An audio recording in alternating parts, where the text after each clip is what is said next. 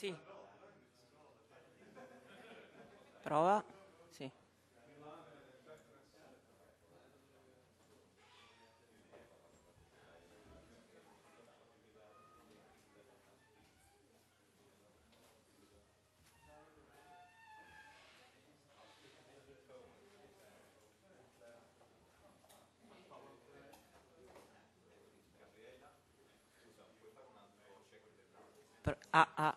Prova.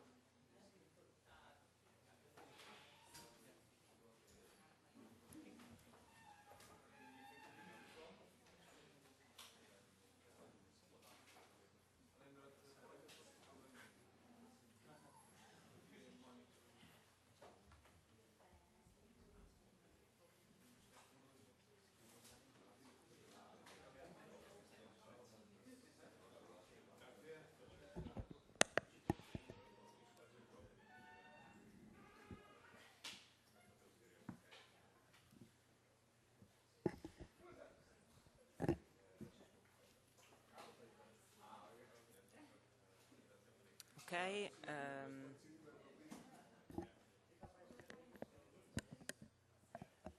Good morning. I think we can start now because we have 4 presentations in a small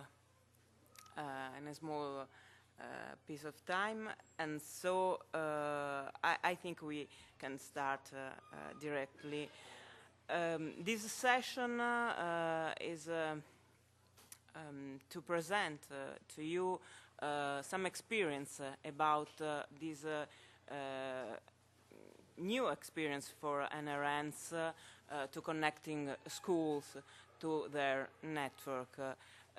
Why we have to connect schools to connect children?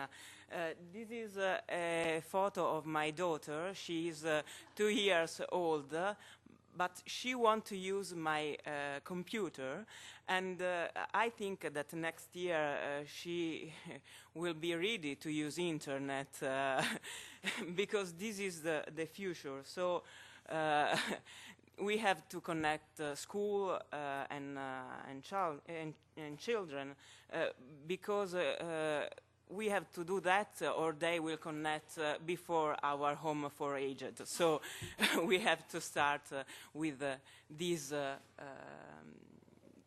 babies. It's our future. So I think we can start quickly with the first presentation. Maurizio van de Hacker, with this translation into Italian from Surfnet, and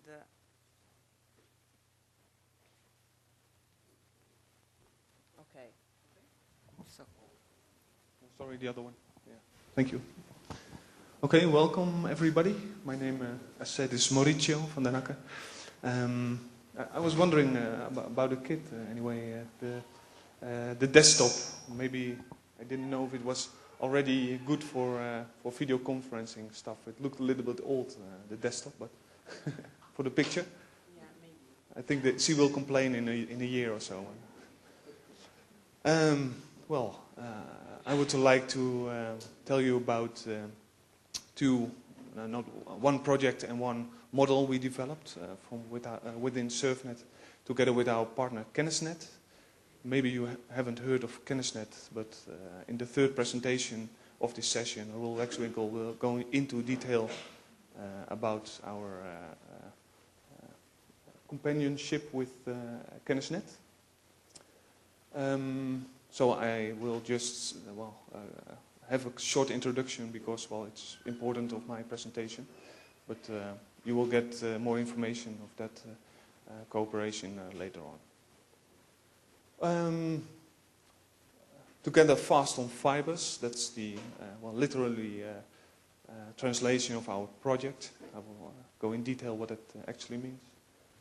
And the second is an educational service provider module, what relates to internet service provider model, what I will explain later on.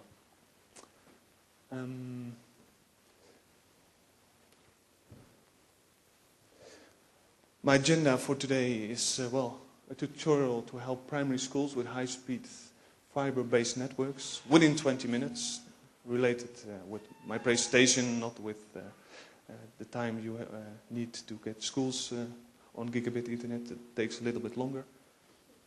As said, a brief overview of the cooperation with SurfNet and CannisNet.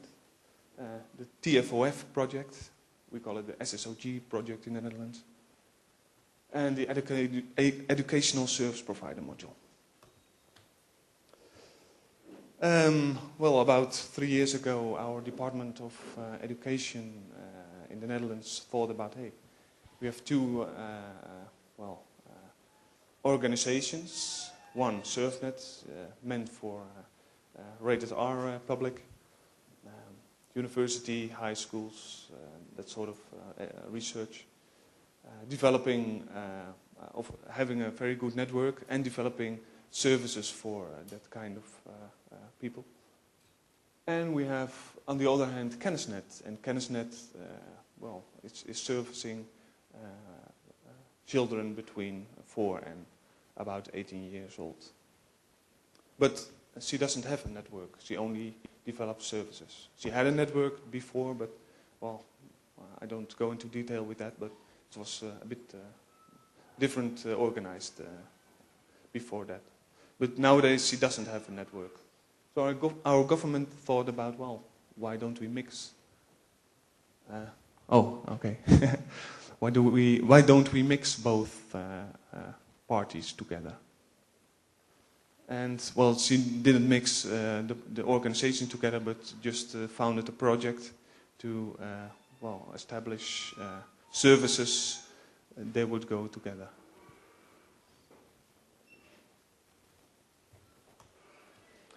The goal of the cooperation is providing an extended set of innovative service, and on behalf of the total spectrum of schools, so from 4 years old until, lifetime learning, as a matter of fact.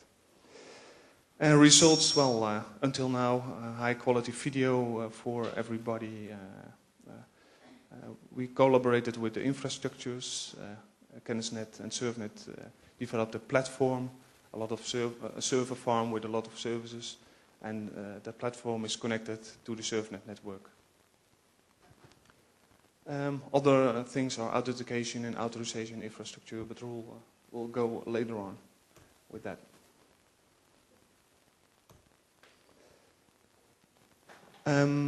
Well, first of all, if we look at the platform of content and services, which is connected to the SurfNet network, and offers a lot of services to all the schools, we have to look at the path to the end user.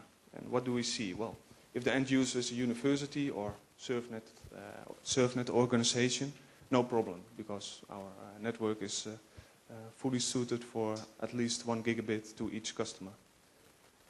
But, well, a primary or a secondary school has a bit of more, has a lot of problems because, well, they're in the middle of nowhere mostly, and, well, it's just a barn, and there's really nothing. Mostly ADSL, that's top of the bill, what they do, what they have there. And, well, mostly asynchronous connections, so not suitable for any of the services CannisNet and SurfNet together built. So we should do something about that. Also, when they have a good ADSL connection, it's always dependent on how the backbone of the service provider is made up and how the connection with the Internet Exchange in Amsterdam is set up, because we are peering with all the partners there. So you're not sure about any bandwidth to public or, primary or secondary schools. That's what I want to say. Bought last mile, very bad upstream, probably bad bandwidth, and probably oversubscribed connection with the Amsterdam Internet Exchange. So we got very sad, bad children. Therefore, we thought of a lot of initiatives, and, well, two of them I'm about to explain to you. the Together Fast on Glass project, Fast on Fiber project, and the ESP model, as I stated before. Because, well, the SurfNet network is, the country over there is the Netherlands, by the way. SurfNet network is covered all of the Netherlands. We have a good network there. So why don't we, well, just connect the schools to it? That's in fact, in short, what we wanted to do.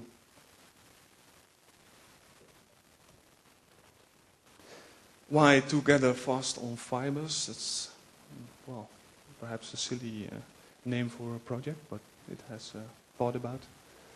Together, because primary and secondary schools should aggregate their demands, because, well, organization, a tel company doesn't go for one school to the middle of nowhere to lie down an infrastructure. So they should aggregate their demands. Fast, well, don't have to explain that to you, of course. And fibers, well, should be clear to you as well.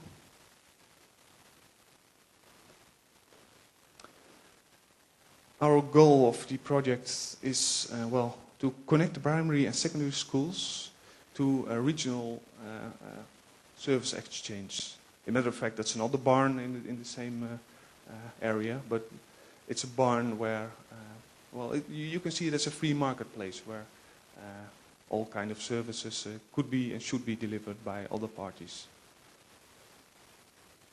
And of course, it needs to be in the budget of the schools. And I've researched it, and it's about €10.75 per child per year for a school. And that's for the access and the internet connection together in the Netherlands. So what did we do? First of all, we aggregated demands for the managed Ethernet service, and that's the service we described, what the schools wanted to give, or what they want to have. And the managed Ethernet service is nothing more or nothing less than a local area network, but then, well, regionally scattered, as a matter of fact, with, well, the market barn at the end of the cloud. So what we did, we were having a subsidy of 4.2 million from our Dutch government, and for that we asked schools to, well, make a plan. How do you aggregate the demand, and how, what do you see the possibilities with that exact, with money from Dutch government? What do you want to do with that? So we did a call for participation. And why is it coming up like that? Because I did it so, I think.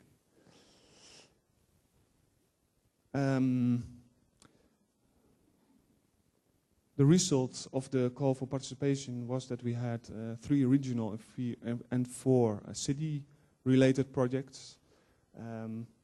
In total of 600 schools, there were, with a total budget of 10 million euros, and 4.2, of course, coming from the Dutch government. And after we had the project plans, thought about, well, going a European call for tender to, well, buy in the services. Yep, a European call for tender. Why so complicated? Why not go to, well, the closest telco service and ask for the service? No, well, because we need to define the exact service needed, and it should be an open marketplace. It shouldn't be only the telco providing the services to the schools, because then you will not have a situation where all good services are distributed to the schools. So we didn't want that. So we needed a very good service described. Of course, with a call for tender, you have total competition, so you should get lower prices and better quality. No happy account managers should be making you sign the contract, but just objectivities and well, prices, of course. And it's well, if you have the document and you really wrote it good, it will be very easy to reuse it. Of course, you have in each project slightly different questions from a school. They want really different marketplace or a slightly different access or no, you know, everything a little bit else. But it's good when you have the service described. No problem. You can just alter a bit, and it will work. And they can do it themselves, in matter of fact. Because we, from SurfNet, helped the schools with this project, but afterwards they should do that themselves. So we build up a website as well where all the documents are stated and where more information can be get from. And the call for tender is, of course, mandatory if you exceed 236,000 euros. The results of the SSOG project this year will be 600 schools connecting to a regional service exchange using 100 megabit managed Ethernet service, and based on a period from about 3 till 5 years, 7 years for one project, actually. And the prices are about 175 euro per month. That's excluding internet, by the way. It's just a managed Ethernet service to the central marketplace, in a matter of fact.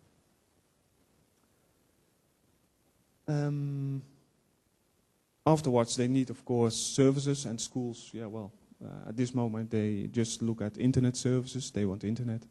And they're, well, looking forward to have, for example, their infrastructure managed by some other party from a distance, or maybe, well, aggregation to services from other with schools together.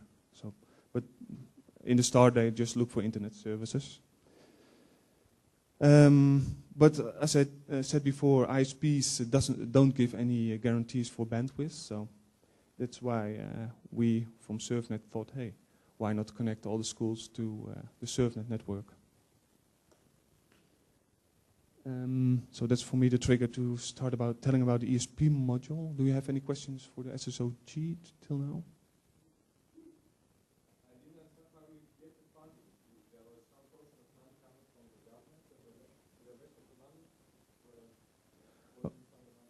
Okay, question is, where did you get the money from? You get it part of government, but the other millions, where are they coming from?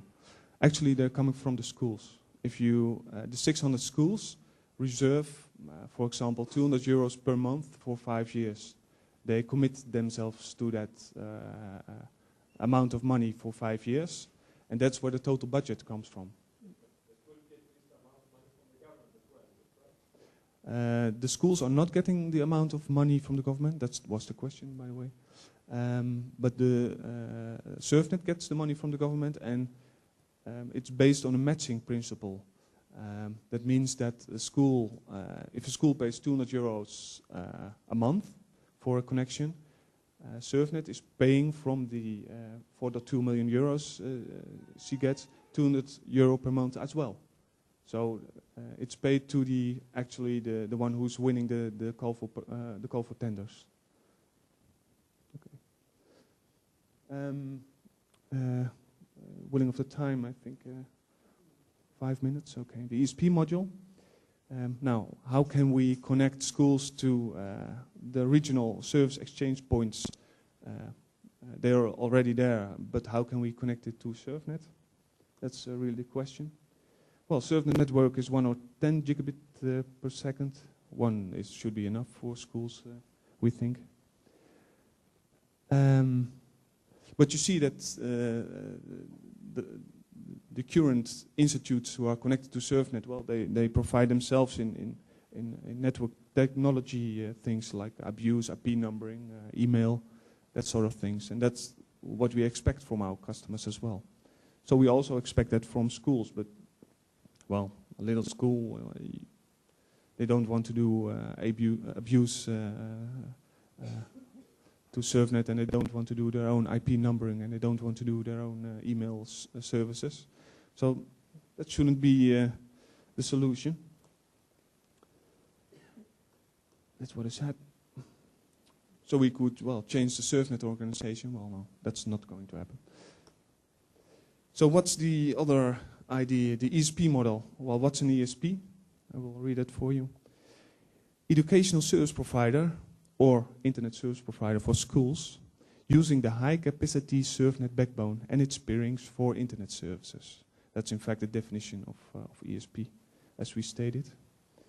That means that ESP is like a broker between SurfNet and schools. It will arrange for them the important things. School don't have to worry about it. SurfNet doesn't have to worry about it. The ESP will worry about it. So ESP will sign the contract with SurfNet and with the schools.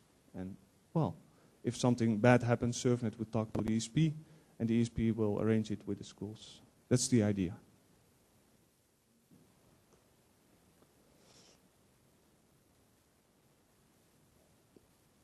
So educational service providers are able to license 1 gigabit connection with SurfNet. They don't get the services we have in our organization. They just need to get it from Kennisnet, from the platform of content and services if they want. Or they could buy anything because they're on an open marketplace, as you remembered.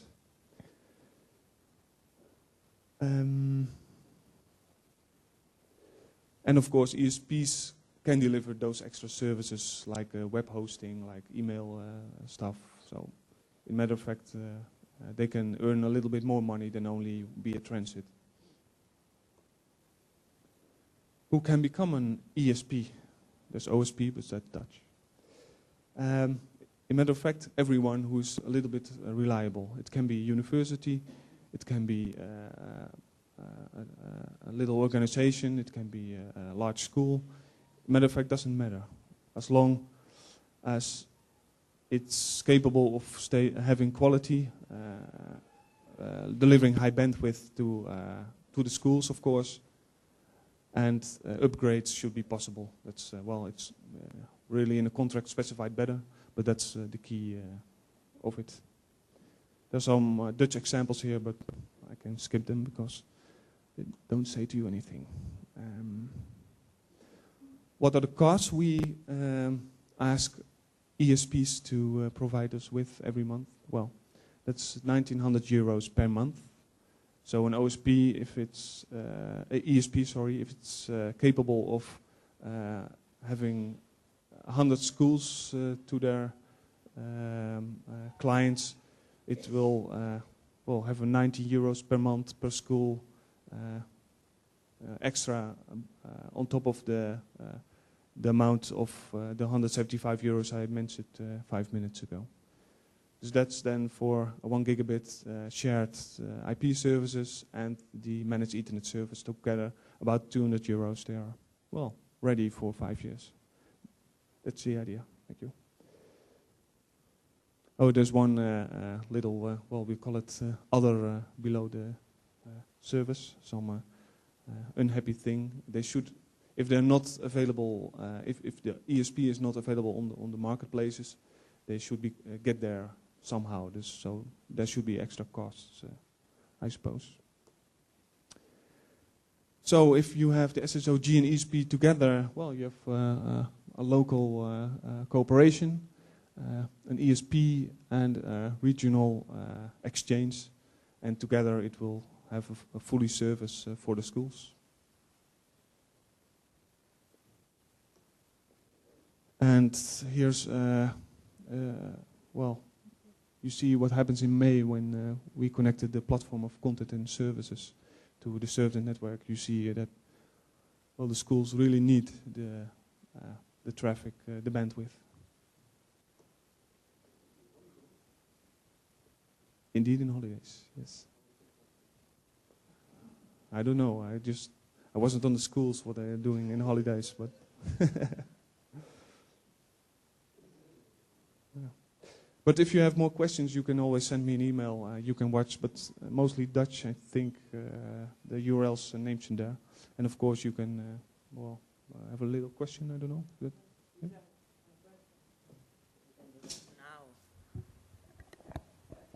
In the back there. Okay. How do you support that infrastructure? Who does the school call for technical support? Okay, question is, how do you support the technical infrastructure? For the school, if they have a technical problem with connecting. Okay, okay.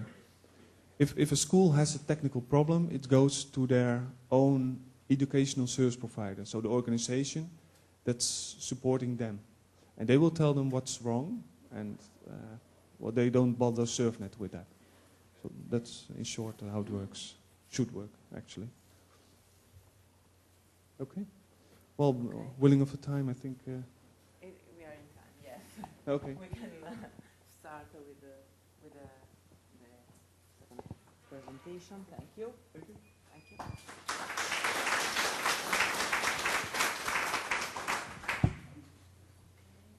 So,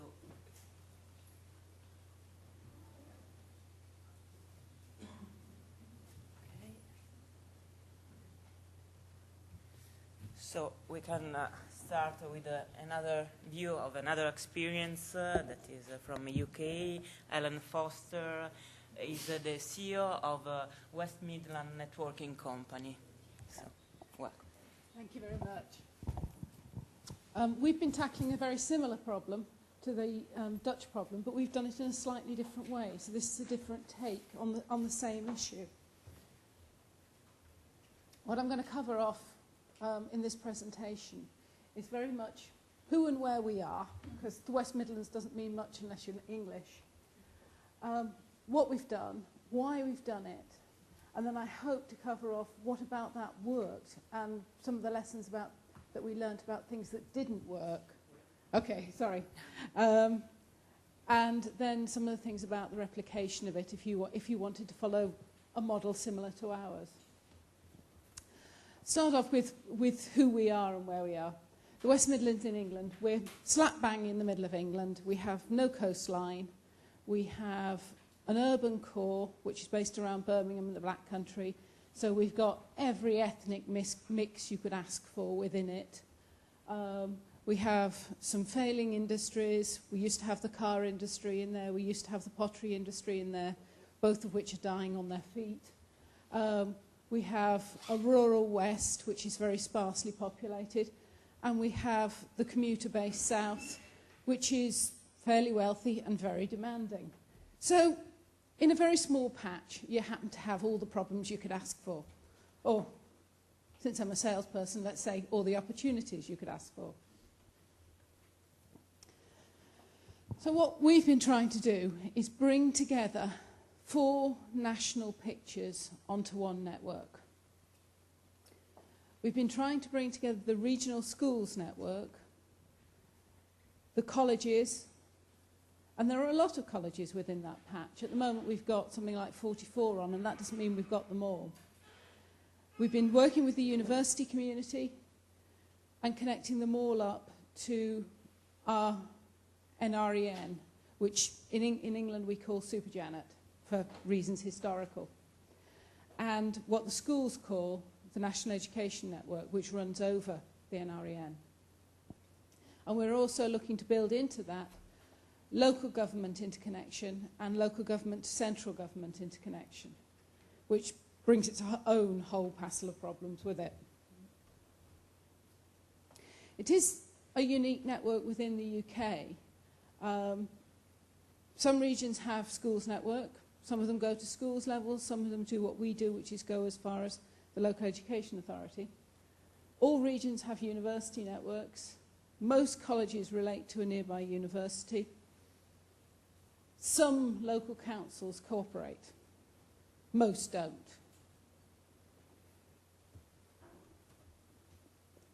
West Mids, we've managed to make them all work together to some extent or another. And it's very much an organic, growing process. So, in the region, we've got 14 councils. We've got 5.5 million people. We've got an average age profile that's below the normal level, which reflects, to a greater or lesser extent, the number of universities we've got in the patch, which brings a lot of students in. And it also reflects the number of immigrants we've got in the patch with larger families. So we tend to have a slightly lower age profile, which is great from an education point of view. We've got registered on the network one way or another. We think about 1 million learners of one description or another, and about 500,000 public sector employees. The network itself, and I'll put you some quick pictures up. I'm going to run through these slides very quickly. They're on the website. If I'm talking too fast, please go back, have a look, ask questions. I've also put a web address up there so that you can follow through. So forgive me if I go very quickly. The network itself is a gig in the core. It'll have to go up to 2.5G, not too long hence. Diverse in the core, spurs out to universities, colleges, and out to the local authorities. There are the odd diverse connections to some of the bigger universities. Technically, it's not difficult. It's really not rocket science in a technical sense. The tricky bit is about the people and about the money. There's a connection, as I say, to SuperJAN National Education Network, hence out to the big wide world, should anybody want to use it. And it should be emphasised, our universities do. Universities don't talk to each other. They talk to the big wide world. They're out talking to SuperJAN, they're out talking to GANT. Whereas the schools are much more about talking to each other. They're much more about working within a group. We've also got connections to central government, and we're working on connections to health, which is a whole other national network within England with its own interesting views on the world. It's a managed network that we buy in. At this point, we bump our noses against state aid rules out of Brussels. Should a public sector organisation invest in laying fibre in an area where there isn't otherwise fibre, you're in danger of getting into state aid. In other words, you're using public money to distort the market. So what we've done is we've gone out for a full European procurement, and as my friend at SurfNet will know, that's a painful process to buy a full managed service from commercial providers. So we have a service provider who then buys underlying telco circuits, buys the kit, which is mostly Cisco powered, and then we act, if you like, as the main contracting body, and we bring the customers together and we bring the money together. This is last month's schematics. Don't try and read it. Please don't try and read it. It just gives you the vague idea that there's a diverse core with all the routes going off it. And I put the title last month because my operations team keep telling me that if I stopped selling stuff, they'd have time to keep my pictures up to date. But what this does do is give you an idea of the spread. The area in the middle is the urban area, lots of universities, lots of colleges, lots of local government, and then the big area around the outside, which is the rural area. These little colleges out here, there's blind colleges, a blind college, an art college, a tech college. They were struggling. They couldn't get connection to anything because they're just so far and so small. The money couldn't work out. But when you can do it as a big group, you can afford to put decent connections into these little colleges out at the back end. One of our biggest per head users of internet capacity is the blind college out here. You wouldn't think it, but it's because it gives them access to the rest of the world. A college in a field is very pretty, but very isolating. These are the organisations that got involved in the early stages. The Regional Development Agency, which goes by the name of Advantage West Midlands. The University Group, who have a history of cooperation, supported by UKERNA, and what are called the Regional Broadband Consortia in England, which are organisations that have been put in place by the Central Government Education Department to encourage schools to make use of broadband, the internet, and e-learning, as they call it. To that mix, we've now added the colleges, which are supported by the universities, and hence through them to UKERNA and the Learning and Skills Council, which is their funding organisation. The money is the thing that gets so confusing. And we've also added local authorities in their corporate life, so providing them with ISP, supporting their adult services, supporting their mental health services, supporting their provision of benefits. All of that is starting to come onto the same network. So why should they play? This is why people played in the West Midlands, but some of the lessons that come out of this you may be able to take into your own areas and your own solutions. The Regional Development Agency is very committed to making the region that it serves more economically prosperous. It needs to bring money in, it needs to bring jobs in, and in order to do that, it needs to improve the skill levels, because there's a lot of folk that have come out of industries that are no longer there, so they need new skills. They need to retain and retain the young people. We've got this bubbling massive opportunity, if you like, that's coming out, the schools that's coming out of this young population. But they've got to be encouraged to stay and build businesses and try and provide them with a world that has opportunities in it. And they want to focus that. So that what they're trying to do is stimulate particular industries. And they need organisations to give that some momentum, some push. So they put in the initial startup capital and they put in the initial staff.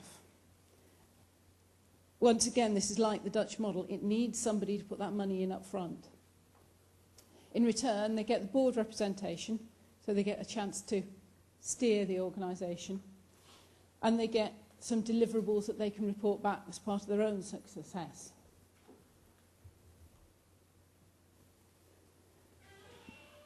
The universities and colleges, I say, have a history of cooperation, so in a sense, they were an excellent group with which to start. But they had very limited funding for colleges, so there was a way of making the money go further.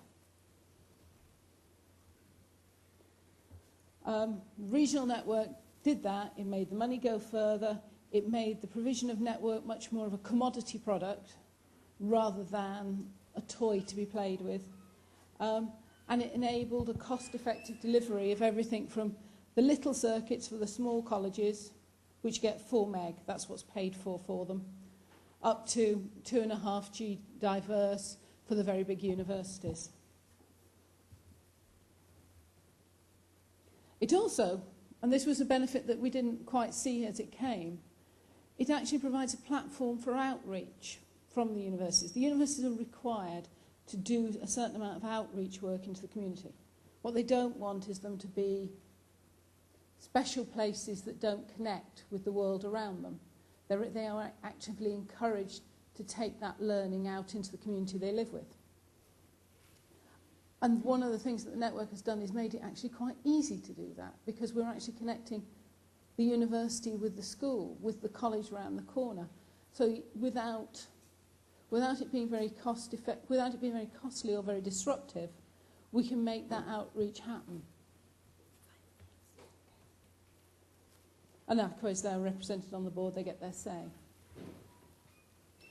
The schools, we have about 2,500 schools on the network, from the tiniest of tiny infant school to the very big secondary schools, which are close enough to being a college. They were set targets about putting them all onto broadband. They were given a certain amount of funding, which was, like everything in this world, never enough money.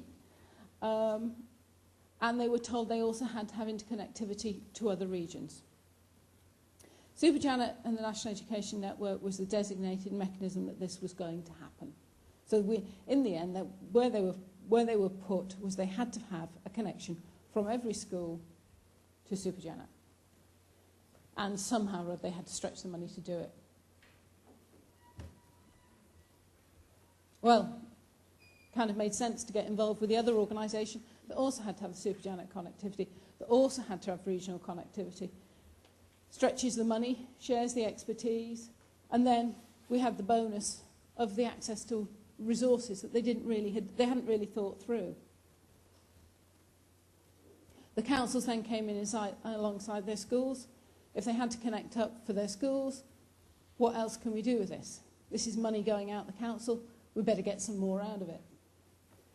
They nominated a board member, so once again they have an element of control. And central government also nominates a board member. At this point, you should be feeling sorry for me, because you've listened to all these different board members with all these different agendas, and you think, how on earth do you ever organise anything? Well, this is one of the ways we did it. A central organisation was put in place that didn't belong to anybody. That's kind of the point. Because if we belonged to the universities, if we belonged to the councils, the others would say, not ours. So we're in the middle. We try and be neutral. It doesn't mean that everybody loves us. It generally means that everybody dislikes us about evenly, which is good. And we're wholly accountable to the region. We're owned by the public sector in the region.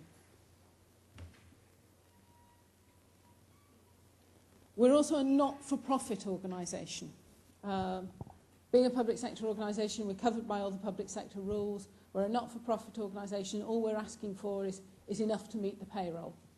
And that helps, because that makes us part of the family, if you like. We can go and say things because we're on the inside. We try to be on the inside. So this is roughly the business model. It's on the website. If you're interested in it, take a more careful look at it. But the basic principle is we get grant money in, we deliver services, we get paid for them, we pay the suppliers. We just act as a central organisation pot. And I'm now speeding up because I know I'm pushing my time. What worked? Well, the private sector like it because that means they've only got us to deal with. They're not having to answer 14, 16, 20 different ODU notices, which are expensive and painful. Central government like it because they can understand what they're dealing with, and it fits in with their agenda about sharing services. It works well because it's actually brought a lot of spin-offs where people have said, well, if I can do this, I can do that. So that works really well. Things like we can set up teacher training now much more efficiently using the webcast service from the HEIs into schools. There are rules about who you can take into schools, what you can do with children, how much accreditation you need, and they're very tight. And they can make it very difficult to actually get people to see a real lesson. We can do that now using the video conferencing service in a very efficient fashion. We can now share know-how. It still is very parochial, but we're now getting to the point where we can share it. You guys know what you're doing with firewalls. The small school hasn't a clue. The small local authority really isn't very good. They rely on a number of suppliers who tell them what the answer is. Within this community, we can actually share a lot more expertise. What didn't work? There's an element of implied scrutiny when you become part of a network. There's an element of somebody else asks you why you've done it this way. And if you're not very confident, and if your day job isn't really about this, it can come over very threatening. And that we've had a lot of problems with, a feeling that we're showing people up. There's also a problem with language. What one group means by security is not what another group means by security. What one group calls a network is not what another group calls a network. So we spend a lot of time translating. We spend a lot of time explaining that you're violently agreeing, it's just you using the words differently. So we spend, part of WMNC's job is just being a translation service. Okie doke, I'm winding up now very quickly. It's been slow to embed. We were over-optimistic about how long it would take. Ways over-optimistic. Central government was likewise ways over-optimistic. And the auditors just don't fathom it. We have to explain ourselves so often because the money's complicated. But the good side of it, you get more bangs for your bucks. Because you've got a bigger buying group, you can actually do things that you couldn't possibly do on your own. And because you've got this collegiate atmosphere, you get skills transfer. It's the beginning of the road. It ain't the answer. But unless you've got a road to walk down, it doesn't happen. So we put the pipes in, then we've brought the services on, then we've encouraged another group to join it. Now we're encouraging emergency services to join it because we've started the road. But it's a long one. It does take time and patience. If you're going to do it, like SurfNet, you need somebody to put the cash up at the front. Dutch government put it up in the Netherlands. The Regional Development Agency put it up in the West Mids. You need a carrot. You need somebody to put something up and say, only if you join do you get this. You also need a group that's big enough that you can smooth the funding issues. And you need professionals in the middle. You need people that other people will respect. An administrator won't work. So now we're adding services. We're doing a service provider model like this. We're adding new customer base, health, emergency services, arts, voluntary. But that's an interesting lot. And we're working with central government to push their agenda.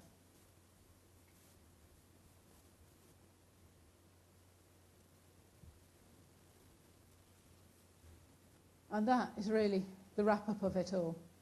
You've got to know what your customer base is. You've got to be sensitive to them. People will feel threatened. Most will be enthusiastic, but there will be those that feel threatened, and they have to be well handled. But the private sector loves it. Central government loves it. Just expect it to take time.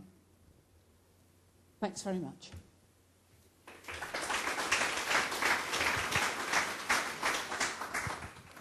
There are some questions about Yes, I would like to ask you about your relationship with regulators, and because from what I understood, you're trying to serve not only schools and not only you're trying to serve local governments, trying to serve all the health, public health, and so forth. That's right, yeah. And you said that you do have a very good rapport with the private sector. My question is, first of all, is there any AUP, accepted usage policy, that puts you any restraint from Yes. using Janet or whatever? There's Is there several. any problems with the regulator? Is there any problems? Are there any problems with ISPs or broadband providers that want to give directly service to the schools or to local governments? How do you deal with those issues? Yes, yes, yes, and yes. We have an AUP policy, which every one of our customers has to sign. We also which is back-to-backed off with Super Janet, and will have to be back-to-backed off with central government and with health. So every interface we has an AUP on it. We have to be very, very careful about state aid, but because we're only serving the public sector, generally we don't fall over that. Ofcom have been brilliant, which is the telecoms and IP regulator in the UK. We have a very good working relationship with them. Any ISP that wishes to deliver to one of our customers directly, that's a free and competitive world. We also have a services framework that we've been out to bid on, which under full ODU, which is pre-competed 10 service providers, providing a range of, I think it's 70 services, that can be bought easily through the framework. So we've been through that competition process.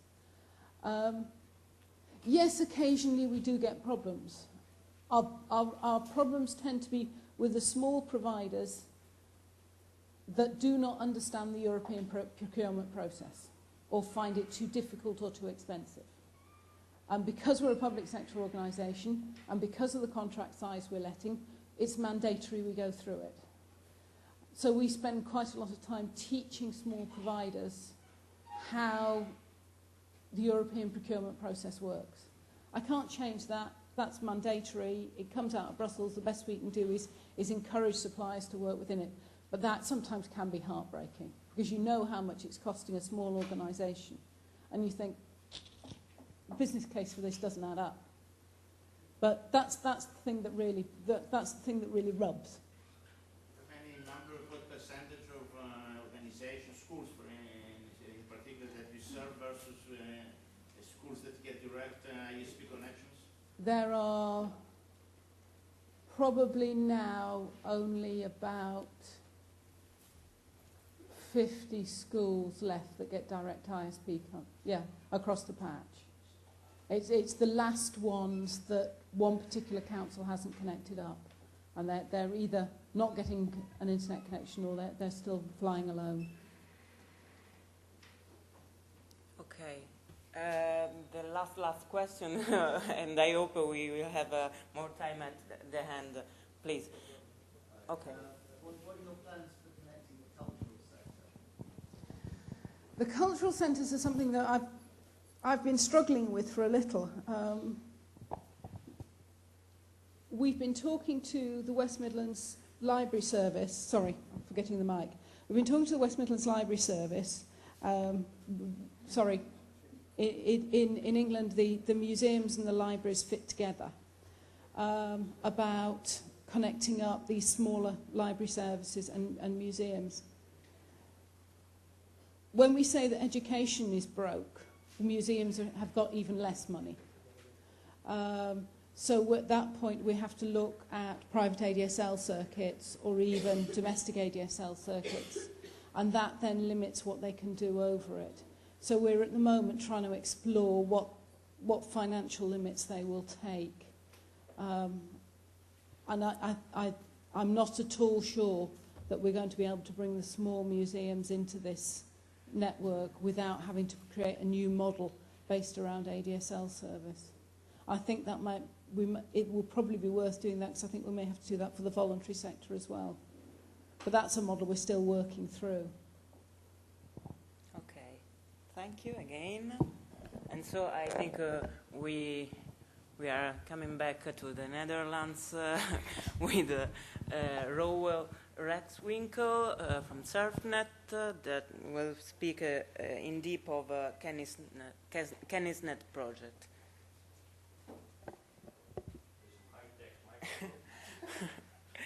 Okay, for people on the back, there are 3 seats on the first line. So if you oops. Oh, it's okay. Actually, in the Netherlands, we copied the educational service provider model. We copied to also the cultural section. To have the same model also for the cultural section. But we've only a few customers for that at this moment. 2, yeah. So it starts, but we have the same money problem in the cultural section as you have in England. Actually, my presentation goes beyond the topic of this session, because the topic of this session is connecting schools. And within the Surfnet Kennisnet project, we go one step beyond. If the schools are connected, what are they going to do with that high-speed connection? And that's quite a difficult and different question, because if they are connected to the internet, you can say internet is the application, the killer app for the schools. But my experience is that schools need more support, need other education, need other applications, need more educational support. So it's not only internet that's the killer app for schools, but we have to develop new and never thought about applications for schools. And that's what we are doing in the Surfnet Kennisnet project. Innovative broadband services for the entire education vertical in the Netherlands. And what we mean by entire education vertical, I don't know if that's a right English translation, but we mean that you start at 4 years and you end when people leave the university. My name is Roel Rexwinkel. I'm from SurfNet. I'm head of the department Community Support.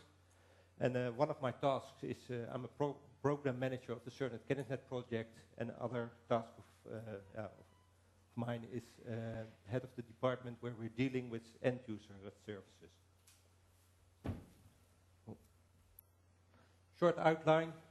Maurice already mowned some grass before my feet because he told something about SurfNet and Kennisnet and the SurfNet Kennisnet project. But what's the main reason for this presentation? I will show you some results of our SurfNet Kennisnet project. This is a more detailed picture of the parties that are playing a role for internet connectivity and internet services in the Netherlands for schools. We have the Surf family, and SurfNet is part of the Surf family.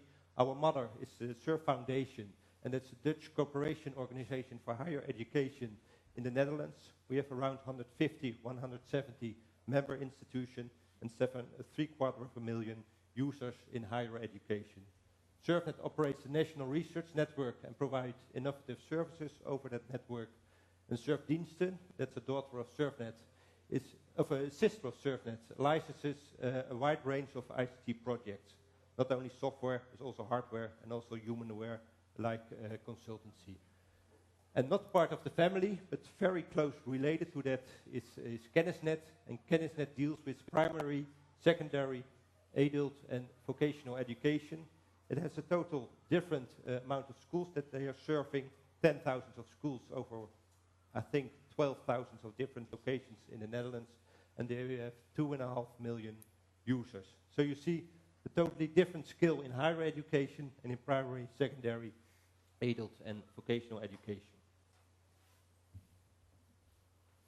And if you compare and look to the similarities between SurfNet and Kennisnet, SurfNet runs a high-speed network in the Netherlands, so it deals with infrastructure. Kennisnet does not deal with infrastructure. The whole infrastructure for schools is given to the market, to the commercial market, and we have one big player in the Netherlands, that's Dutch Telecom. They made a free offer for all the schools, and at this moment, I think 80%, Maurice, 80-90% of the schools are connected to an ADSL connection, and only the 10% is looking to high speed. But it's changing the balance, and it's changing to high speed. Where SurfNet and Kennisnet found each other is on the part of the services, because we both provide services to higher education and to schools. And Kennisnet also deals with content, and that's a part that SurfNet is not working on, because our universities and higher schools make their own content. SurfNet Kennisnet project is a cooperation between SurfNet and Kennisnet since 2003-2004. It's financed by the Ministry of Education. Its aim is to develop new innovative broadband services for the entire educational vertical and remove, and that's very important, barriers, as well infrastructure, as well as knowledge to use these services. So it's not only develop services and place them, give them to the schools, but also support them and spread the knowledge. And one of the important things we are doing is we involve all kinds of pilot schools in the project. And pilot schools you can see as pioneers, first schools that work with those new developed services and also work as an ambassador for other schools. And we focus on streaming video services, gaming, online collaboration, web and video conferencing, security awareness, spread of knowledge and optical fiber infrastructure for schools. I won't deal with all these applications, but I'll show some of them. In the project, we have 4 different lines. In the first line, we look to the quick wins. Just look to the product portfolio of SurfNet and look to the product portfolio of Kennisnet and see if there's some matching, if we can find some synergy between the product portfolios of the 2 companies. In the other line, product line 2, we actually developed innovative and educational services. In program line 3, that's all Maurice told about the infrastructure. More than, here it says 500 schools, but it's are 600 schools in primary and secondary education. We connected to fiber infrastructure. And in program line 4, we did deal with the spread of knowledge by means of workshop, campaigns, contents, and websites. And we involved pilot schools in the development. If you look to the quick wins, there are 3 quick wins we made. We connected and integrated the search engines of SurfNet and Kennisnet towards one search engine. The search engine of SurfNet supported a metadata standard was based on qualified Dublin core, and on Kennisnet supported a metadata standard based on IEEE LOM. And at this moment, both search engines support both metadata standards. And we're working together to make one education in the field of educational repositories for the near future. Another quick win was the integration and the connection of the virtual platform of content and services at one place at the SurfNet, and at this moment it's congestion-free and redundant, coupled and connected to the SurfNet 6 network. And the third, it's about middleware, but it's very important, especially because we are a target group, and the target group, you get money from the ministry, and you have to prove that your users are from that target group. Thus we're working already, I think, for 15 or 20 years on the problem of authentication and authorization. And we integrated both authentication and authorizations infrastructures from SurfNet and Kennisnet. The AAE of Kennisnet is called Entree, and the SurfNet authentication authorization infrastructure is based on an open source project that's called A-Select. And at this moment, A-Select is is the motor of the Entree product. In program line 2, we developed innovative educational services, services amongst others, streaming video services, Exposure Talent, that was a video contest in secondary education, online collaboration tools, shared workspaces, team project sites, chat and web conferencing tools, a pilot called Remote Expert, where it was possible to consult an expert at a distance in your classroom by means of video conferencing or web conferencing. And we did a lot on games in education. Student teams in secondary education developed their own educational games. An example of a win we make by integrating and developing video services. At the right hand, you see one back office that is used by SurfNet and is used by Kennisnet. And the back office exists of streaming servers and storage and portals. And the way we present it to the end user is different. This is the interface for the primary and secondary schools, and at the top, that's the interface for the higher education. So we use different interfaces, but we do use one back office. And you see already the advantage of working together. It costs you less money, and you can give it your own presentation if you want. The SurfNet and Kennisnet video portal we made supports several video standards like MPEG 1, 2, and 4. It also supports Windows Media Format, and it also supports audio. It supports the 2 different metadata standards, Qualified Dublin Core and IEEE LOM. It has the possibility to restrict access to assets, to video. So you can show your video only to your own institution, or you can show it to the whole world if you want. It has a daily upload from Dutch public television at this moment, and in 1 year, 3,000 hours of public Dutch television will be added and uploaded to the SurfNet and Kennisnet video portal, and will be used in several projects. At this moment, it has about 10,000, but it's a late figure from September 2005. I think at this moment we are already at 15,000 assets from 100 member institutions. Some member institutions only have 10 to 100 assets, but others have thousands of video assets on the platform. It supports online editing tools like a virtual video cutter. It also supports a transcoding service. If you have your video file in one format, you can transcode it to another format if you want. It also supports a lot of knowledge in the form of a knowledge base, workshop, websites, and you can name it. Actually, the video portal is a placeholder for other third-party educational applications. And here you can see some other third-party applications that were built by other parties on top of the video portal. So the video portal is not only used by SurfNet and CanisNet, but it's also used by other third-party. And most of those third-party are very close related to SurfNet and CanisNet. Most of them are also not-for-profit organizations. But here you can see some of those third-party applications. And one is, I will mention, is the job orientation. It's used for small videos of 1 or 2 minutes that express jobs. Some people in their job environment are interviewed and tell about their job. And I think at this moment we have around 100, 150 different job interviews on that site. Another one that's about the green video store. That's agriculture education. And that's another example of how the video portal is used as a placeholder for educational applications. And there are more to come.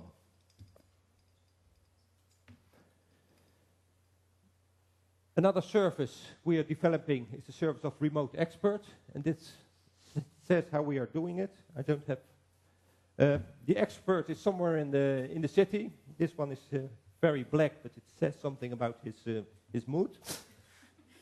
And at 2 different places in the Netherlands, schools are asking that person about. In this case, it was about the migration problems in America 1 century ago.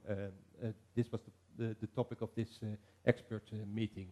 And by means of video conferencing, schools can ask questions to experts that are normally not available to come to a school. But at this time, they were available to come to Utrecht or to a university where they have a video conferencing room.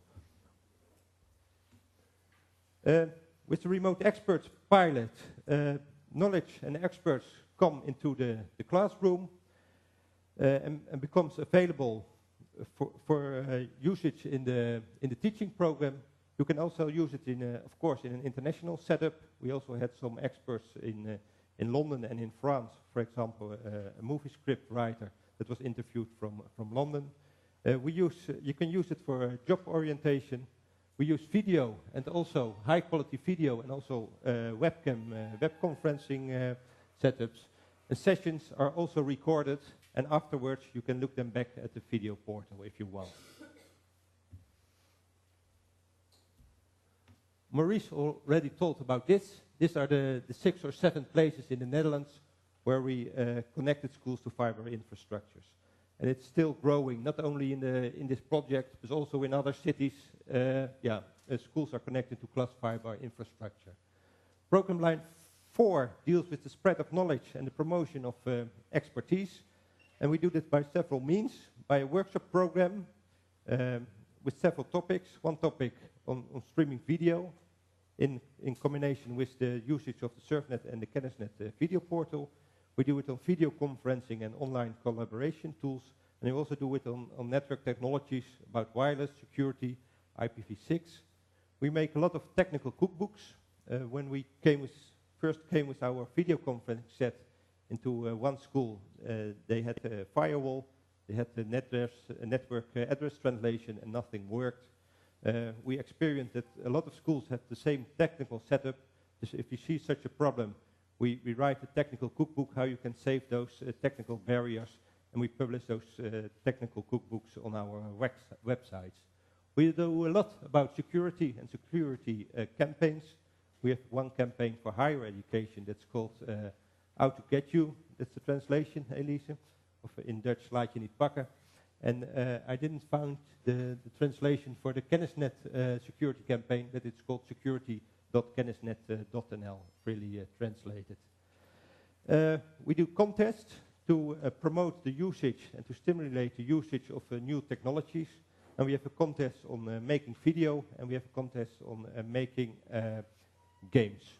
and we have several websites, and at the end I will show you some URLs.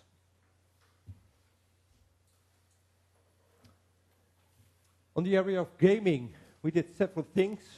First of all, we evaluated what kind of educational games are available. We put those games with the short descriptions in a wiki environment, and all people that want to comment on those games can place their comment in a wiki. And we hope on that manner that the good games will come up and the bad games will fade away. That wiki is called Games to Learn. We made a contest in collaboration with Professor Dr. Mark Overmars. He has developed a software tool. With that tool you can make games. That's called Game Maker. We had a workshop program about make a game, and we did some small-scale pilots in education, and within a few months the first results from that small-scale pilots will become available. Here are some pictures of the video contest. The award evening was in a Hollywood style. 3rd, 4th, 5th and 6th years of secondary schools participate in that video contest. And what you see is that students and also teachers and also schools become a prosumer. First they wanted to view to video, then they are a consumer. But the fun for schools and even I think the educational surplus is in it producing yourself the video. So what you see is that they are not only consumers, but they are also producers, and they become prosumers. In 2006, we extend that video contest towards other school types. We think we start also in primary education, and we also want to start it in vocational education. 5 minutes. Here you see some figures. Expose Your Talent was the video contest, and Make a Game is the gaming contest. Expose Your Talent is this year for the 2nd year. We started with 5 schools. This year we had 71 schools. We had the first year 30 teams of collaboration that participate, and now we have 320 teams, and roughly 2,000 students are participating at this moment in making a video at school in secondary education. And our first year of Make a Game, the game development contest, was very successful, but because we even had 100 schools that at this moment are making games. And we thought game making is a very technical issue, but what you see at school that they make games in a multidisciplinary team. You need a technician, you need someone for the game design, you need someone for the pictures, you need someone for the project and things like that. So what you see in the Netherlands at this moment with game making, and there are still standalone games, not online games, that gaming is a big issue, and that they use it at this moment in education.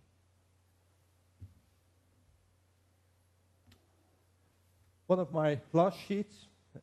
It's very important to involve the schools in a very early moment in your development, and we did that by means of pilot schools. In the first year we had 5 pilot schools in secondary education. They pioneered with the new services. They gave us direct feedback. They used it in their educational setting, and it was very successful. They pioneered with the remote expert service of product, Expose Your Talent video game, workshop, cookbooks, and video portal. And we want to extend that pilot schools we already had it towards 25 pilot schools in 2006, and we even think to extend it to very regional clusters of pilot schools. But therefore, we need an intermediate to support and to serve all those schools. But that are plans for 2006 and 2007. No.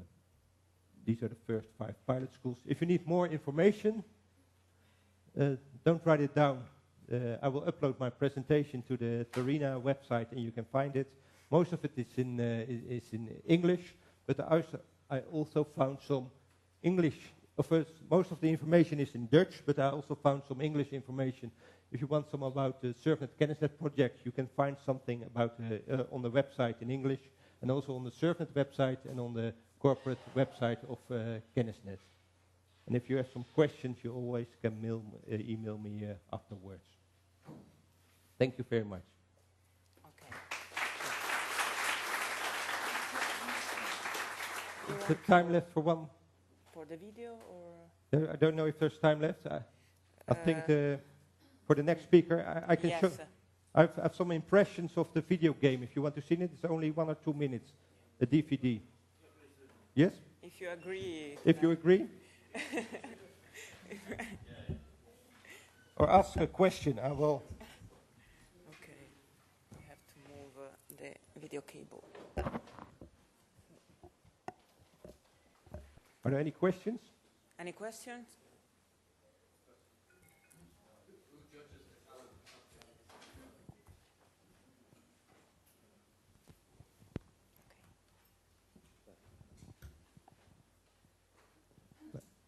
So, who judges the talent competition? Is it SurfNet? Who judges? The winner of the talent competition. Oh, we have a very complicated jury. Yeah. We have an online jury, and we have a jury with experts. And in the juries, SurfNet or Kennisnet is not in the jury. Okay. So the field juries and also expert juries, and the sum of the juries, give the final result. Okay. Okay. Yes, without it. It's okay. Is there some audio? While we are waiting, I want to remember you that Connecting School is not only the title of this session, but it's also a Terena initiative, and building a human network between NRN people to exchange, to share information, experience, and so on. So I invite you to check on the Terena website about the Connecting School initiative. It's okay?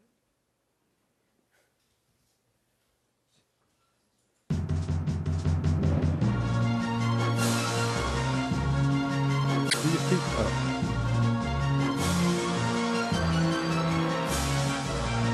This is the DVD with the impression of the first video contest, the award event. We make showcases, stats, winners, and I will show you some of the impression of the workshops we gave on site at the 5 pilot schools. And we used students from the higher education to give those workshops.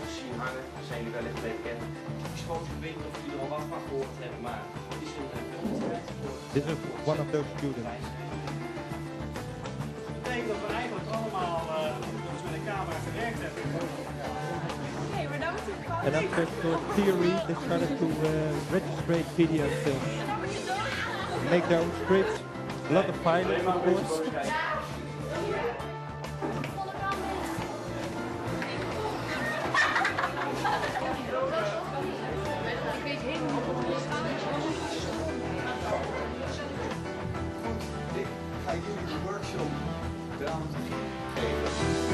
Zoals gezegd, we beginnen met van idee naar structuur.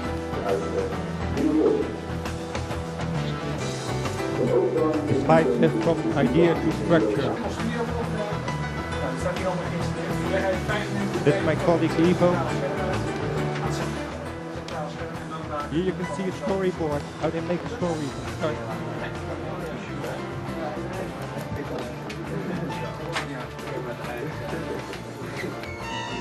Er zijn een aantal zaken die belangrijk zijn in de film. Je hebt 3 tabbladen: het opnemen, bewerken en film maken. Niet? Ja? Nee. Here's the camera.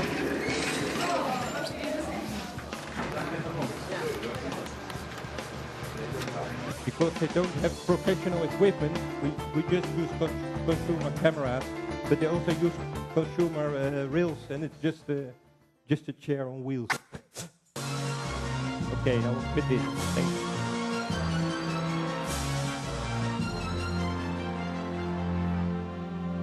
So thanks again, and I think we can close the session with the last presentation.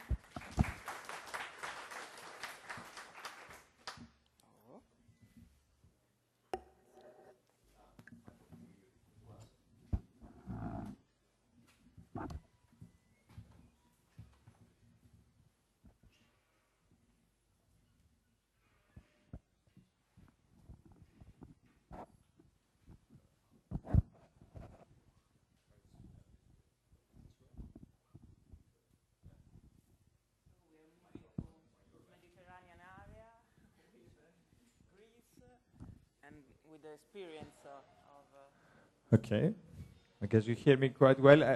I'm not going to show you so fancy things, what you have seen so far. It's a rather technical and maybe boring presentation for most of you, but anyway. I forgot to present you. I'm Athanasis Giakopoulos from GRNet, the Greek NRN, and I present you some of our experience regarding the deployment of new technology, IPv6 technology in the Greek school network. So let's start with, I don't have plenty of time, so I'm going to skip quite a lot of slides, but you can see, you can find a full paper on the website, so you can get more information if you would like to have. The outline of the presentation is more or less an introduction to DSL technology. We use DSL technology to interconnect the schools right now. It's, if you understand how DSL technology works, you will realize why we deployed another technology, which is IPv6 technology. So I have another slide just to introduce you to this technology as well. There is some slides regarding the Greek school network and also give you more reasons why we choose to deploy IPv6 there. Some experiences, how we did it, what we achieved so far, and I come up with conclusions and some recommendations for you.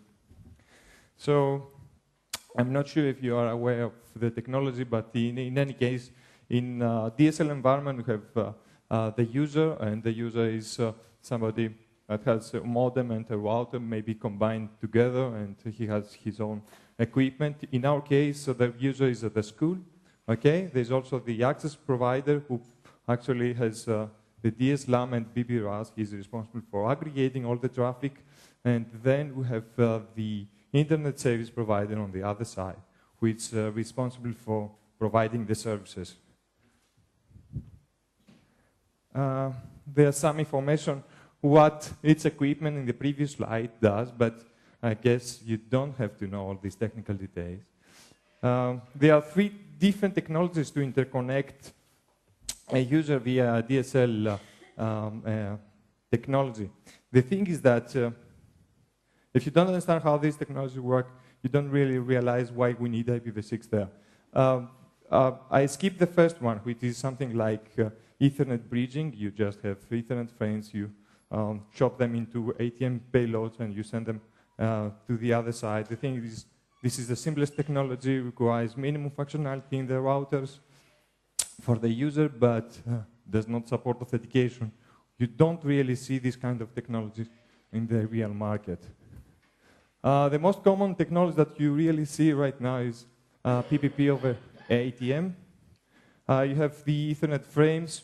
You chop them into ATM cells. You send them to the other side.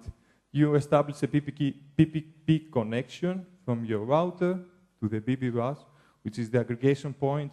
You exchange some information there, and after the BBRAS, you get internet connectivity. What happens right now, everybody uses this kind of technology in his network to get IPv4 connectivity. How it's possible to provide the same technology to provide IPv6 connectivity? What are really the implications from the internet service provider, the implication from the access service provider, and the implication for the user? Well, as you can see on this slide, the user should have some kind of equipment that understand this, the new technology, which is IPv6. The access provider doesn't have to do anything. He provides his ATM circuits as before, nothing to change. And of course, the ISP provider has to be able to support IPv6. In some cases, you can have the service provider and the access provider and the internet service provider, they're different. So they have another technology of transporting the information from here, from the BBRAS, it was previously, but extend the PPP connections up to internet service provider. Skip the details, but it's important to know that there's other alternatives to implement the service.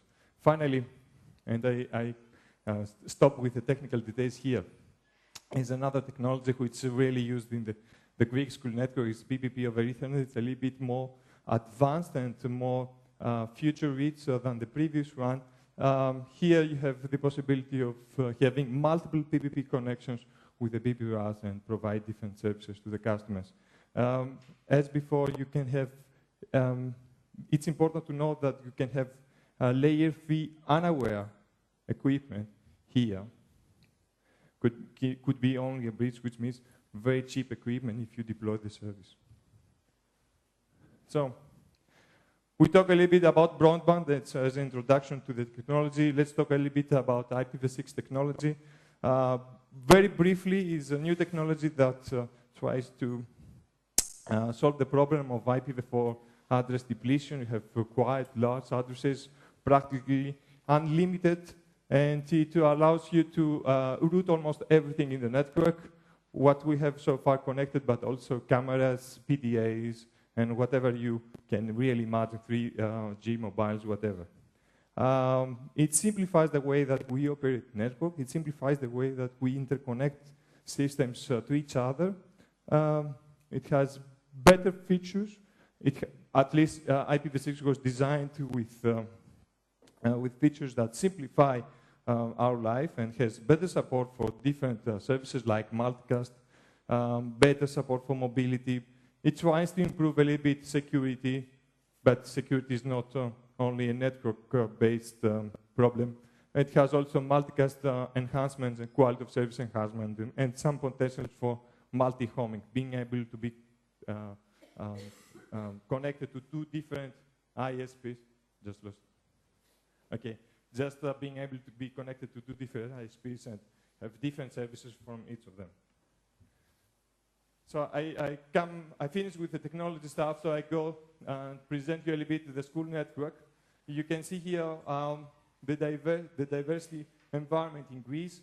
We have the backbone network, which is the Greek research network, GRNet, and has major POPs around Greeks. In these POPs, you can find the main backbone POPs of backbone equipment of the Greek school network.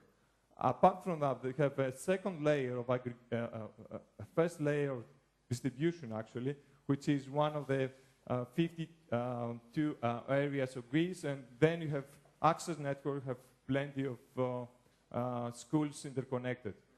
So it's a hierarchical network of 3 layers. The network is quite big. We have at least 10,000 schools already interconnected, and the technology that is used right now for connecting the schools are quite diverse. We have low-speed connections, and right now we try to enable having more DSL connections and wireless connections, so we can have better support, so can support better services. May I ask a question? Yes. How is the share of these different connectivities? Because we get quantity, we get the...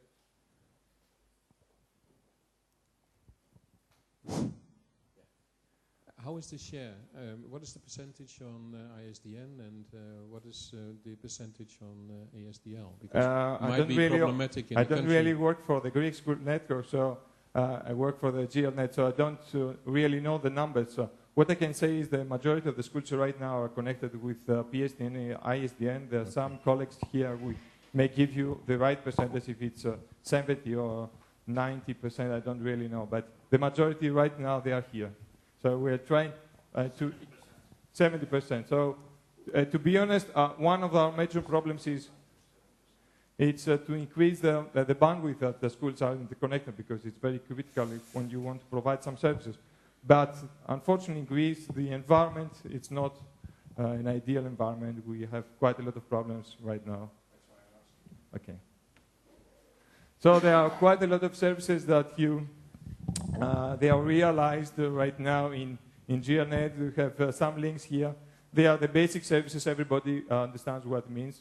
They are needed for the proper operation of the network, and they are infrastructure services also for the management of the network, but also there are some services related to the users, like communication, advanced services.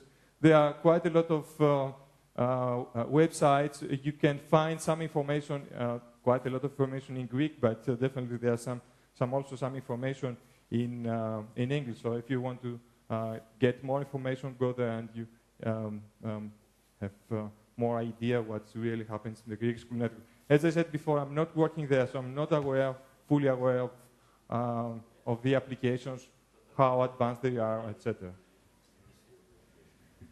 So let's try to understand why we try to deploy IPv6 technology in the Greek school network and not stuck to IPv4, at least for the next years. The thing is that IPv6 right now removes some of the limitation of IPv4, which is actually the IPv6 address depletion problem. Right now we had to use PAT and NAT gateways in order to interconnect schools. Every school has two public addresses and all the rest are private. So you have a management problem. You don't really able to interconnect easily all this stuff, and the peer-to-peer applications don't really work behind NAT environment. So when you have a multimedia e-learning or peer-to-peer virtual collaboration application, don't really operate efficiently behind NAT. I mean, everybody use Skype right now because it operates very nicely behind NAT and firewalls. But what happens with all the other applications? Definitely everybody has problems. So another reason for using IPv6 was to simplify the use of these applications and, of course, increase the development of new ones. There are also some management-based issues in the network. When you have quite a large number of PCs and quite a large number of end sites that you really control, you would like to automate all of your management tasks. So stateless auto configurations and all the features that IPv6 provides simplifies our network. And as you have quite a lot of big address space, you can create a better addressing scheme in your network. So it's easier for you to write access list and simplifies a little bit your security tasks. Finally, it's very important to me to say is that deploying new and advanced technologies in the Greek school network it's a way to promote innovation. Definitely the pupils are the future engineers and the people that really take advantage of these services. So we want to them the opportunity to get use of these technologies right now. I mean, 50-year-olds are quite advanced right now. They can use the internet very efficiently, better than our parents, I guess. So they do really understand what is IPv6 and what's going on there. And of course, having IPv6 in Greece multiplies the impact of other research networks that support this protocol right now as GRNet. So, some technical information, I'll try to skip them quite fast. For the IPv6 for the ISP, more or less, it's the same thing. IPv4 and IPv6 are IP protocols. So there are some differences, I said, the address size, and maybe there are some better IPv6 provides smaller routing tables and etc. These are some technicalities. I'm going to skip them quite fast. As I said before, using bigger address space, you can structure your addressing scheme more efficiently and simplifies some of your management tasks. The address assignment, I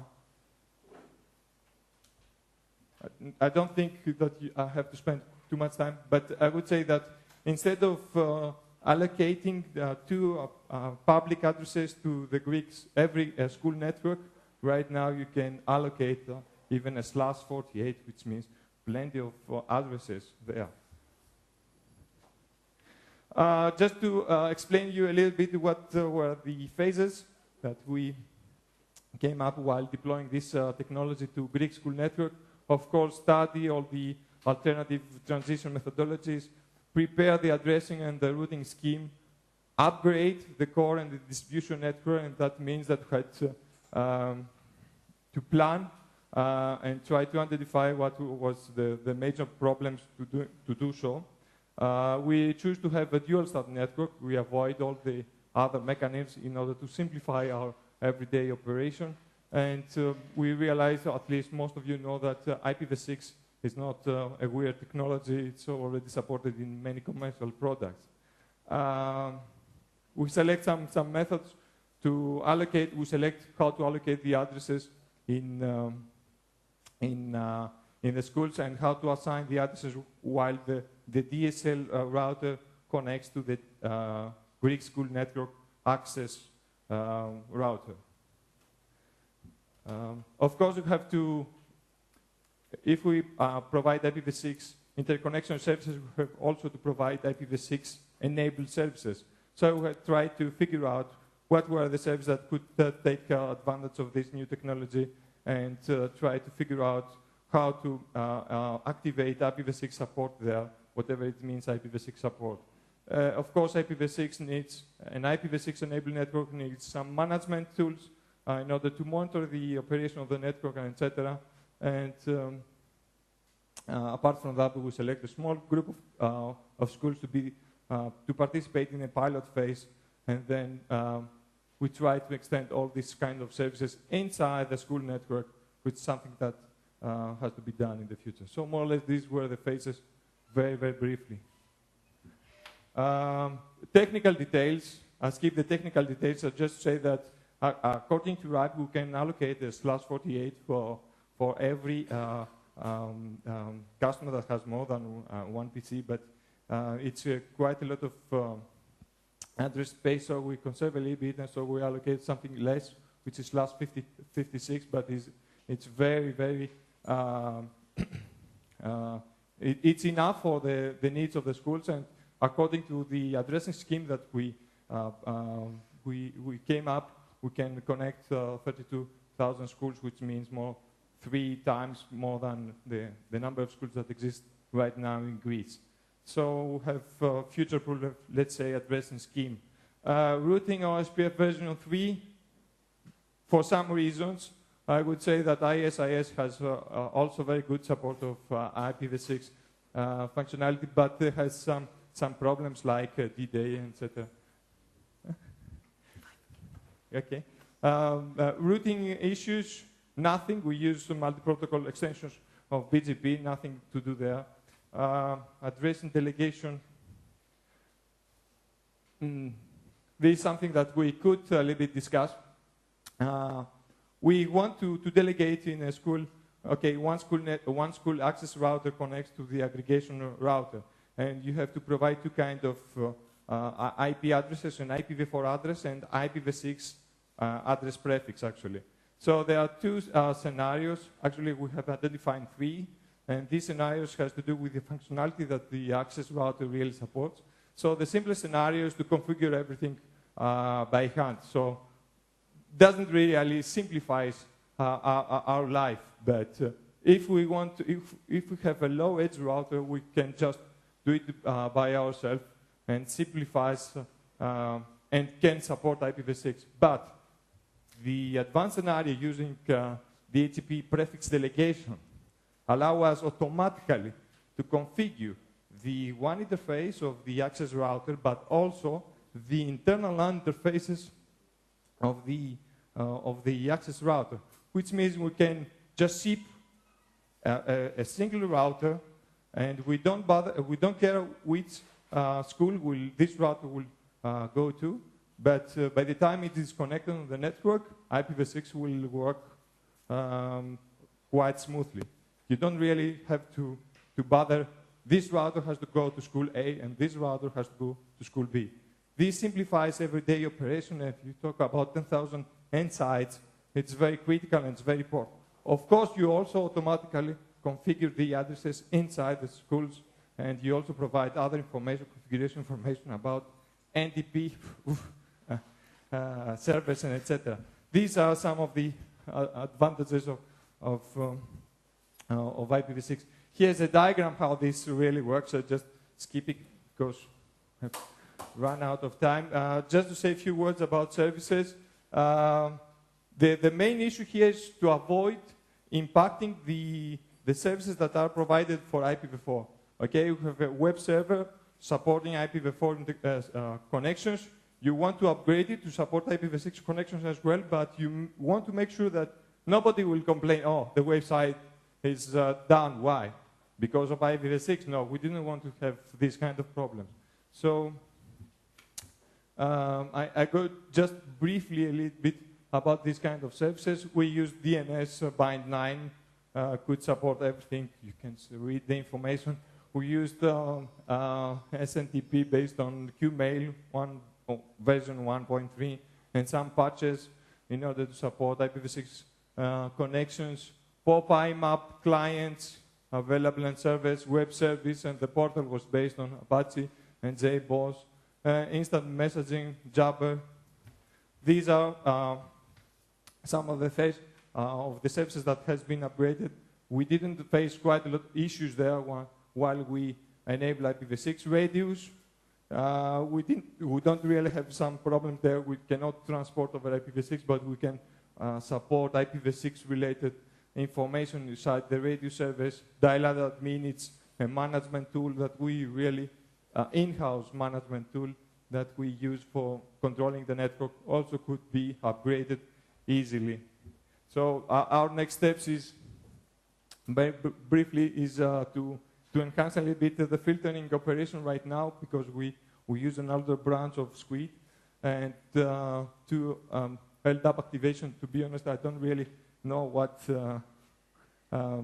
has to be done there. I know that the iPlanet that we use supports IPv6, but I'm not aware what has to be done there. Anyway, another thing that we have to do is to activate services inside the school labs. We're talking about 30 PCs maybe per school, and all these stuff are quite related with the life cycle of the hardware. I mean, every year quite a lot of PCs are upgraded, and every year quite a lot of access routers are upgraded. We make sure that they support IPv6 features. So, very quickly to the conclusions. We avoid any impact to the IPv4 interconnection services, which is very important. Of course, we had very good planning and we had extended testing, but I think that at the end of the day, nobody complained about our efforts, okay? So another thing that has to pinpoint is that you have to, in order to upgrade your network and in order to support IPv6, you have to make sure that the hardware that is in place supports this kind of functionality. So make sure that you plan for in the future procurements in your organization to get equipment that are really IPv6 ready. One problem that we faced in our deployment was to educate the NOCs is not very easy task, okay? There could be a group of people that really understand how IPv6 works, what are the problems, maybe can troubleshoot. But in the everyday operation, you need the NOC people to be able to troubleshoot problems. So this is a task that takes quite a lot of time. Last, but it's very important to know, is that using open source software simplify, let's say, our life, because we can take the software, update it, and make it sure that it fulfills our own needs. All the open source software that we used, I showed you some information previously, support IPv6, so it was not so easy for us to achieve these kind of services.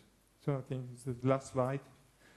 You can send more information, questions to the school mailing list, but if you like, you can go to www.school.gr. It's in one of the previous slides, and you get quite a lot of information from the local portal. That's it. A question?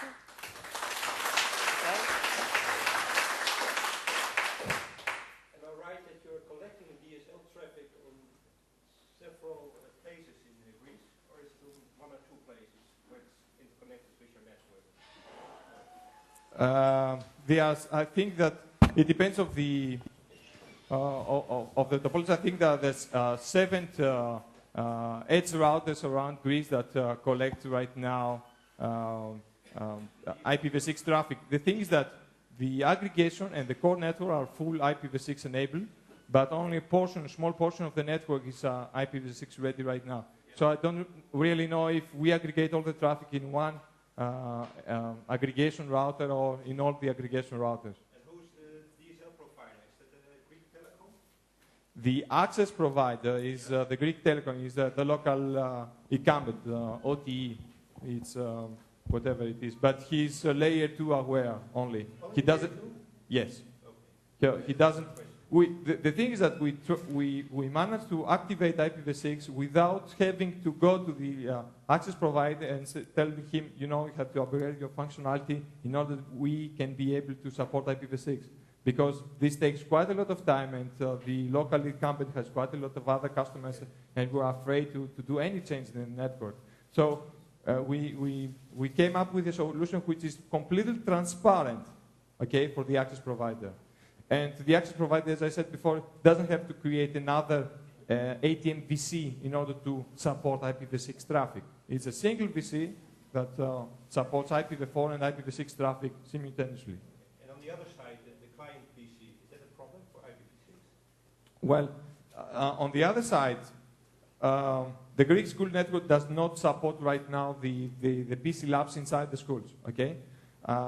If you have PCs that somebody goes there and write enable IPv6, okay, Windows machines, they support IPv6, but we expect that by the time we upgrade the equipment and the new equipment with Windows Vista will be there, I mean, in 3 years maybe all the PCs will change, so without doing anything, okay, IPv6 will gradually be deployed everywhere in the network. It's a process that has to do with the budget, the available budget, and the equipment upgrades. Thank you. Okay. Any other question? I think we can go to the lunch. I want to thank all our speakers for a very interesting presentation, and thank you for staying here at this time. Okay, thank you.